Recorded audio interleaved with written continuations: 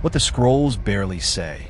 Long ago, longer ago than even the old people remember, there was a place, and in that place there was a village, and in that village there was a story. But it's a story no one tells anymore. Not because it was forbidden, just because it's far too old to matter now. They say it happened before the third flood, or maybe before the fifth, before there were kings with names, or before they even carved records into stone. But in one fragment, a corner of a cracked clay tablet, found in the ruins of a ruin beneath another ruin, the name appears. Nalaya, written 3 times, each time slightly different. Once with a symbol for light, once with a symbol for thorn, and once with a symbol for ruin. And next to it, scratched and hurried marks, the number 600, and nothing else. This is the story of those 600, and of her, the village before Nalaya arrived, or was born, or emerged, or simply was. The village was the sort of place that didn't know it had a name. A soft river looped around it lazily. Stones tumbled into place on their own. People tilled soil with sticks, and no one ever raised their voice above the wind. There were goats, not many, but just enough. And there were people, also not many, but enough for a market that opened when someone felt like selling onions and closed when no one remembered to open it again. A bell rang at noon, or what they thought was noon. It wasn't a loud bell, more like a polite cough of metal. Nothing ever happened, until she did. Her arrival, or maybe she was always there. No one agrees on when Nalaya arrived. Some say she walked out of the woods barefoot, carrying light in her hands. Others say she was born during the red moon, when owls nested in the temple.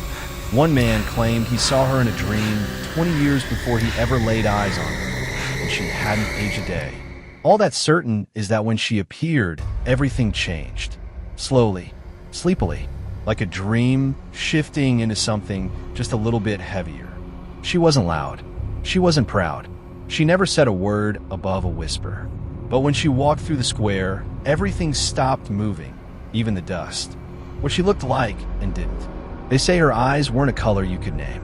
They shimmered like old stories, full of things you couldn't remember but knew were important.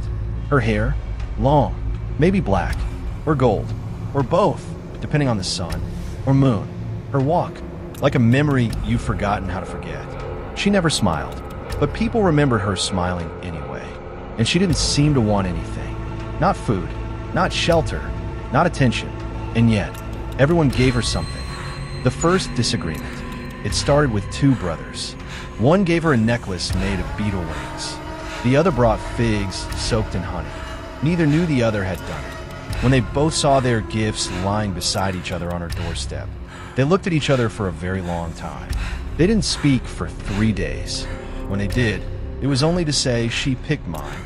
The first cut came a week later. Just a scratch, barely worth noticing. But it bled. The count begins. No one was keeping track. At least, not out loud. But in the silence of their minds, the villagers began to count. One left the village in the middle of the night, eyes red, saying nothing. Another stopped eating. A third sat by the river and let the current take her necklace, and her ring, and her name. Still, Nalaya said nothing. Still, they loved her. Still, they began to vanish, 1 by 1, 2 by 2. 600 is not a number that happens quickly, but it happens. The festival that wasn't. Every year, the village celebrated the turning of the sky, when the stars shifted just enough to confuse the goats. This year, they planned it bigger. For her, songs were written, bread was baked, garlands were hung. But on the morning of the festival, the singer had lost his voice. The baker's hand shook.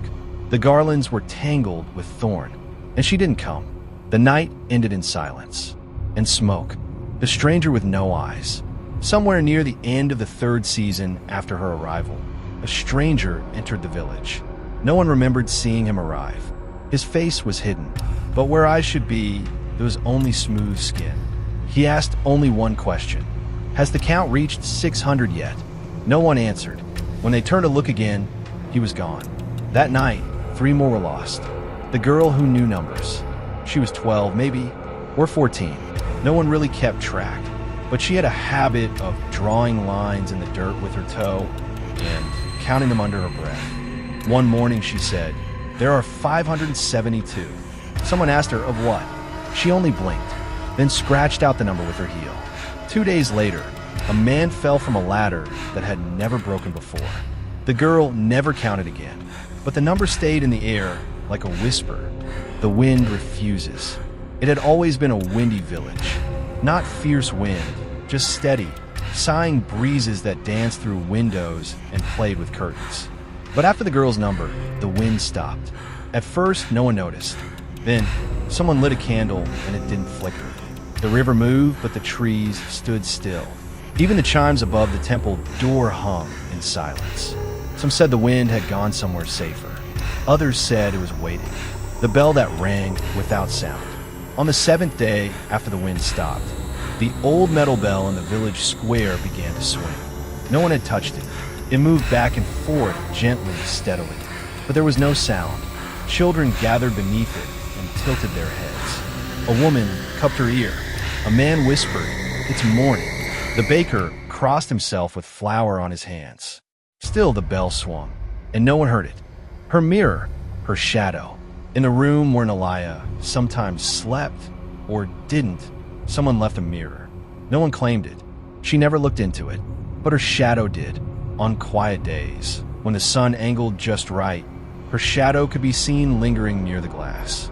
Watching, breathing, maybe. One day the mirror cracked. A hairline split from top to bottom like a vein in glass. From that moment forward, Nalaya walked only at night, and no one cast a shadow again. The door that wouldn't close. There was an old wooden door at the edge of the village, once part of a stable no one used anymore. One morning, it swung open by itself. Someone closed it. It opened again. They tied it with rope. It snapped. By the 4th day, the entire village walked past it in silence, avoiding its gaze. Some said something was trying to leave. Others feared it was inviting them in. A name lost to fog. He had a name once. The man who sat by the well, always carving wooden spoons. But now, no one remembered what to call him. When someone tried, the word caught in their throat. The fog around his hut never lifted, not even at noon. He never looked up anymore. Just carved, and carved. One day, he carved a spoon with the letter N. Just that. When they checked the next morning, he was gone. Only the spoon remained, and the fog stayed. The whisper under the floor. It was the carpenter's boy who heard it first. A small voice like breathing, but slower. It came from under the floorboards of the oldest home in the village. The one with the blue shutters and a crooked door.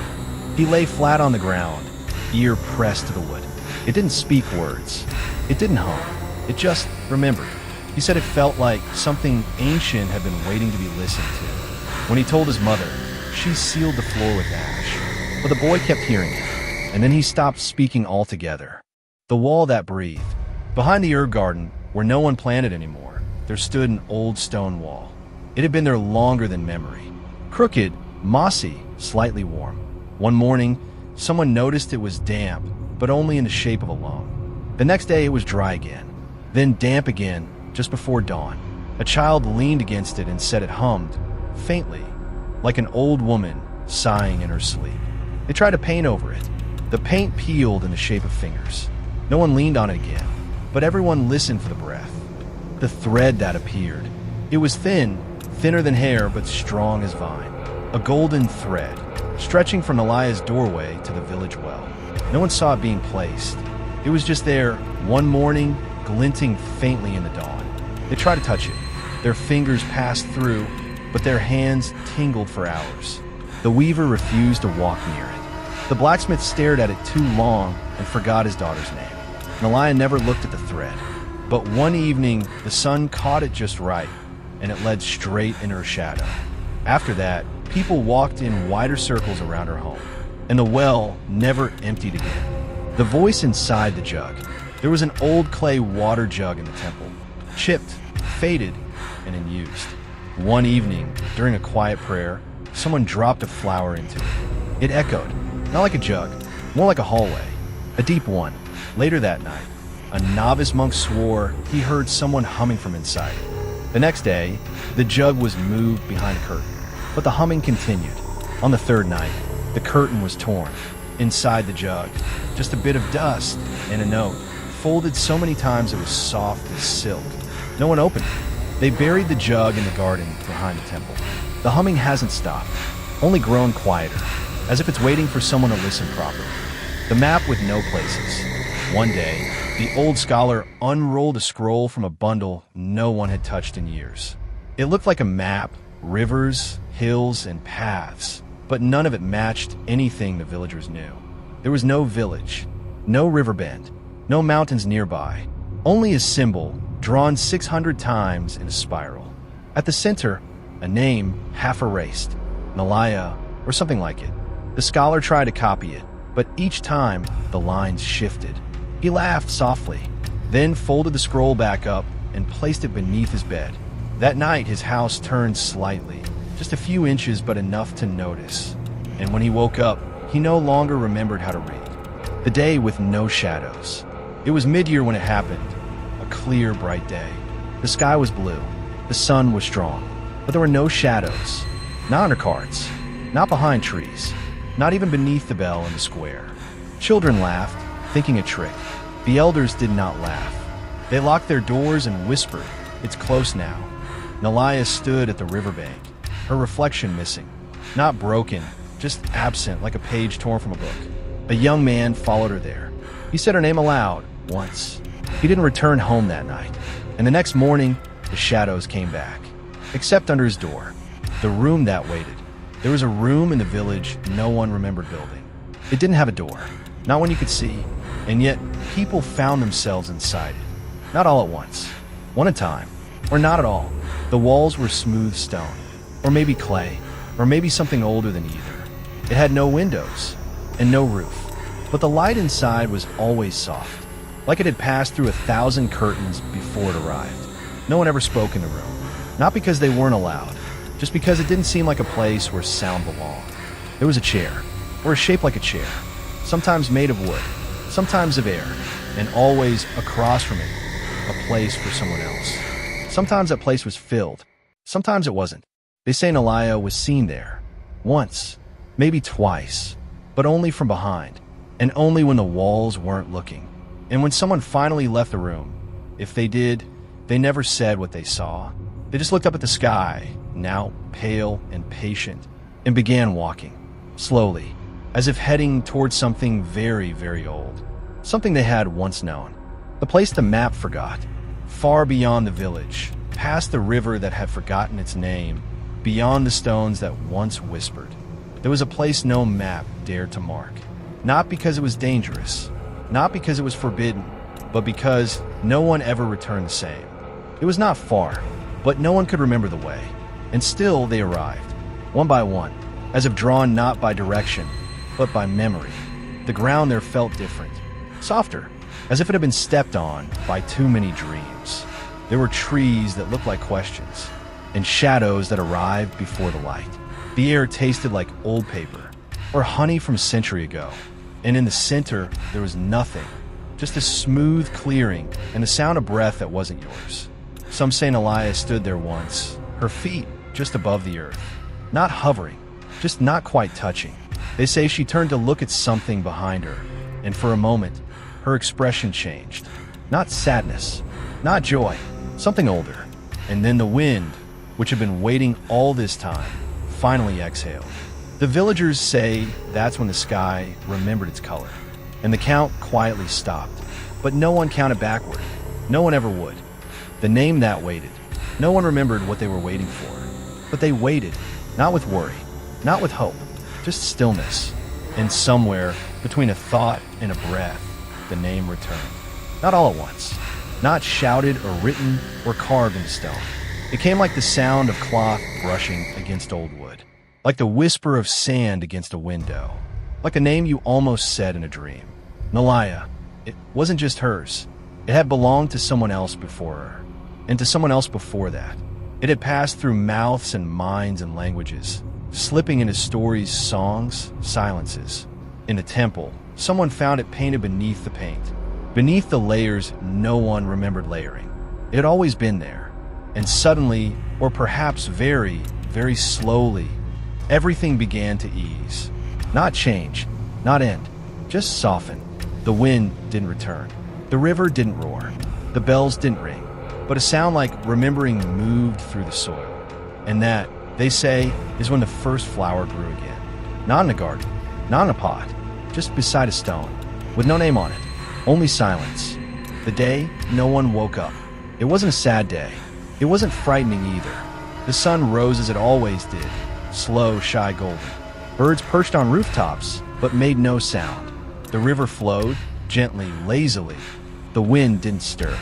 But no one woke, not because they couldn't, but because they didn't need to. The village remained. Fires still smoldered in hearths. Loaves of bread cooled on windowsills. A kettle began to boil, then stopped, as if remembering something. Every bed was filled with a quiet figure, eyes closed, breathing soft and even. Some had half smiles on their faces. Others, hands curled around small objects, a ribbon, a stone, a name. No alarm was raised. No footsteps echoed. No dogs barked. Even the goats waited in silence. And in the center of the square, where Nalaya had once walked, or stood, or perhaps never truly was at all, there was now only a smooth space of earth. Nothing more, nothing less. That day stretched long, like a yawn, or a sigh that never quite ended. And in that sigh, something old slipped quietly away. Something like a count, something like a girl, something like a story. The count that counted itself. Long after the wind exhaled, after the bells rusted, after the sky remembered blue, a number remained. It wasn't carved. It wasn't said. It was simply there, waiting beneath the surface of things like breath under sleep. 600. The villagers never spoke it. They didn't need to. It lived quietly in the corners of doorways, in the lines of stone paths, in the knots of the trees. It had become part of the land. Not a warning, not a curse, just a truth that needed no voice. And as the years drifted like feathers, that number began to change. Not down, not up, but sideways, as if it had become a shadow walking beside every story. One day, a traveler passed through the village, or what remained of it. She did not ask questions. She only listened. And one night, while sitting beside a well that hadn't drawn water in a generation, she whispered. Who was she, really? No one answered, but a soft breeze passed through the grass, just once, and a petal landed in her palm. It had 6 delicate points, and she didn't count them. She just closed her hands, smiled faintly, and kept walking. The place where names go. There is, they say, a place where names go once no one speaks them anymore. It is not a graveyard, not a book, not a list written on parchment or carved in stone. It is more like a breeze that moves through the tops of trees on a day with no wind, or the way firelight dances on walls when no one is watching. That is where her name went. Nalaya, not lost, not erased, just resting. The 600 who vanished, or faded, or wandered are there too. Not as ghosts, not as memories, just as quiet. In this place, there is no time. No kaunti, no beginning, no middle, no end. Only moments laid gently beside each other, like stones across a river. And sometimes, if you listen, not with your ears, but with something slower, you might hear a voice there. Not speaking, but present. Not saying anything, just being. Because some names don't end. They simply stop needing to be spoken. The girl with no shadow. They say that long after the count faded. Long after Nalaya's name went quiet. A girl was seen walking along the edge of the world. She had no shadow. Not because of magic. Not because of curse. But because she had nothing to carry behind her. She walked barefoot, never hurrying. The sky above her never chose a color. Sometimes rose, sometimes pearl, sometimes like sleep itself. Where she stepped, grass bent politely, then stood up again, as if unsure she had ever truly passed. She spoke to no one, but the air around her always seemed to hum softly, like it remembered something nearby. Once, an old woman saw her from across a field. The girl paused, looked back, and the woman, later, could not describe her face. Only the feeling, like forgetting something you meant to remember, or remembering something you were meant to forget. And then she was gone, not vanished, just no longer needed to be seen. The book that wrote itself. There was no ink, no quill, no parchment, and yet a book appeared. Not in the temple, not in the market, just beneath a stone. It wasn't hidden. It wasn't waiting. It simply was. Its pages were not pages. They were more like folds of thought, soft and slow, almost warm to the touch. They turned themselves in the breeze, though the wind had long since gone elsewhere. And on every page, a name. Not just Nalaya's. Others. The ones who stayed. The ones who left. The ones who watched and never said a word. Each name appeared when it was remembered and disappeared when it was no longer needed.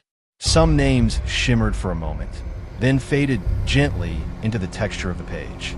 Others stayed a little longer, pulsing faintly like echoes. And on the very last fold, the one that did not feel like paper at all was no name. Just a faint impression, as if a name had once been there and stepped away, and the book closed itself, not because the story was over, but because for now it was resting, the breath between stories. There is a moment too small to measure that lives between the end of one story and the beginning of the next. It is not silence. It is not waiting. It is something quieter than both. Some say the village still exists in that breath, not as buildings, not as people, but as the idea of stillness. The sound of a footstep not yet taken. The light of a moon not yet risen. The thought of a name that hasn't been spoken in centuries. It's not gone, just folded gently into the space between. And Nalaya? Perhaps she was never just a girl. Perhaps she was the story itself. The dream that stories remember when they sleep. Now and then, when the night is too quiet to ignore. When a wind pauses at your window, unsure if it should enter.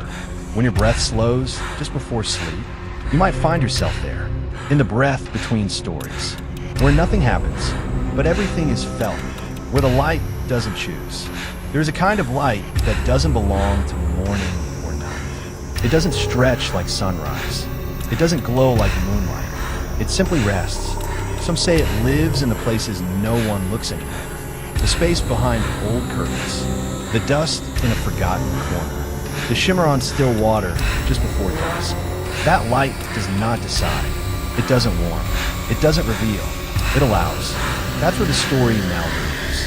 Not finished. Not waiting. Just allowed. There, Nalaya's name drifts without needing to be spoken. There, the 600 rest without needing to be remembered. There, the village exists not in stones or maps, but in a slow exhale across centuries. You cannot find this place, because it is not a place. It is the feeling you carry with you when a story has ended. And still, something gently remains. When the story sleeps, some stories are told so they can be remembered, others so they can rest. This was not a tale of good or evil, not a victory, not a warning. It was a ripple, a breath, a slow unfolding of something too old to name and too quiet to forget. They say Nalaya was real. They say she wasn't. They say the 600 vanished, or changed, or became something else entirely. But none of it asks to be proven, because this story no longer needs your attention. Only your presence, only your stillness. Somewhere, beyond the wind, beneath the soil, behind the stars, the village dreams. And in that dream, the bell still rings at almost noon. The goats still wander. The market still forgets to open. And now and then, only when no one is looking, she passes through the square, not to be seen, just to remind the silence that it is not alone,